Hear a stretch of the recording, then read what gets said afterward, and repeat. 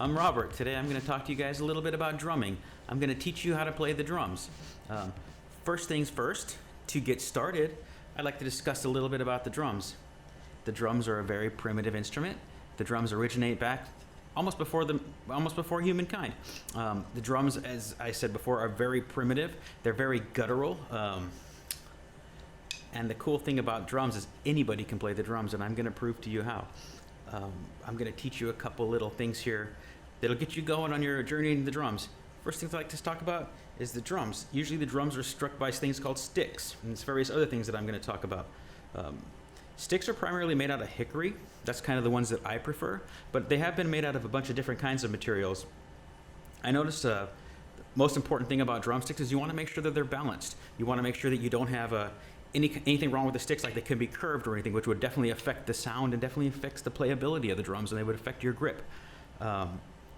But like I said, these come in various sizes, and some of them come in different lengths and different thickness based on preference or based on the sound you want to make against the drum that you are striking.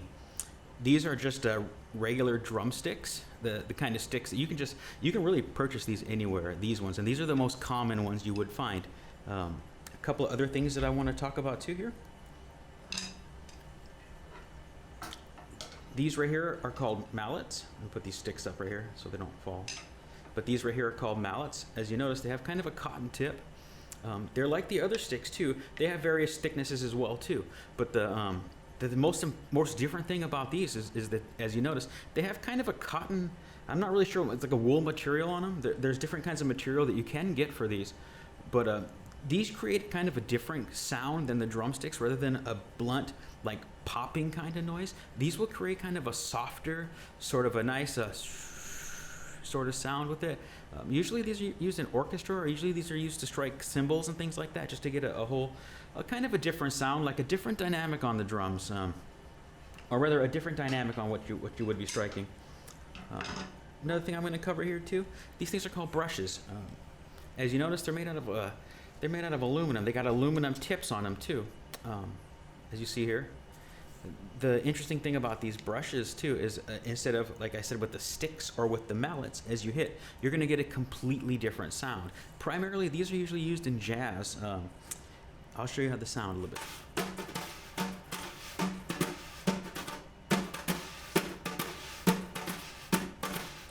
Rather than striking the drum, primarily, these are usually used for you drag them right across the drum head, and you can get a really nifty sound out of these, a really different sound, and also, again, creating a whole completely different dynamic with the drums. And the drums, obviously being a percussion instrument, you can get a lot of different dynamic feels on these, much different than you would get off of, say, a trumpet, a trombone, a guitar, or a bass guitar, or whatever kind of instrument you're thinking of right now. The drums, to me, have a whole different level of expression. Like some people would believe that you can express yourself more on the drums than you can on a regular instrument. And I happen to agree, being a drummer myself. I believe that there's no better expression than playing the drums. So without further ado, I'm going to teach you a couple little things here with the drums. First thing I'm going to show you here is a thing called a paradiddle. Basically what a paradiddle is an exercise that drummers use just to kind of get your hands working with that left, right motion here. And the first one I'm going to teach you, this is called a basic paradiddle, or it's a single paradiddle. Okay, and it goes like this. If you don't have drumsticks at home, you can follow along with pencils or pens, or if you don't have pens or pencils, go ahead and use your hands. Okay, this one is very simple. Okay, it starts just like this. And ready with me? We're going to go right, left, left. Okay, you want to follow along at home? Right, left, left.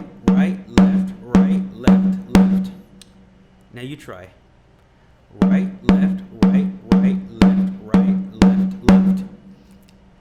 Good.